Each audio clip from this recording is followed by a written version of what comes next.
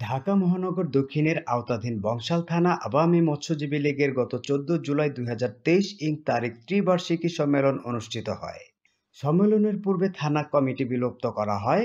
সভাপতি ও সাধারণ সম্পাদক পদ যাচাই বাছাই করে ৫৭ সদস্য বিশিষ্ট কার্যনির্বাহী কমিটি অনুমোদন দেওয়া হয়।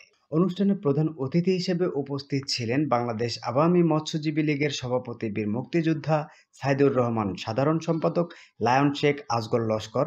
অনুষ্ঠানে আরও উপস্থিত ছিলেন ঢাকা মহানগর দক্ষিণের সাধারণ সম্পাদক জাকেদ পারভেজ অপু, সহসভাপতি হারুনুল কবির নিক্সন। এ সময় আরও উপস্থিত ছিলেন বংশাল থানা আওয়ামী মৎস্যজীবী লীগের সভাপতি মোহাম্মদ খলিলুর রহমান, সাধারণ সম্পাদক মোহাম্মদ সেলিম, যুগ্ম সাধারণ সম্পাদক মোহাম্মদ কামাল হোসেন, যুগ্ম সাধারণ সম্পাদক মোহাম্মদ নজরুল ইসলাম, অর্থ বিষয়ক সম্পাদক সাইফুল ইসলাম। এই সময় বংশাল থানা আওয়ামী মৎস্যজীবী লীগের সকল নেতাকর্মীগণ উপস্থিত ছিলেন।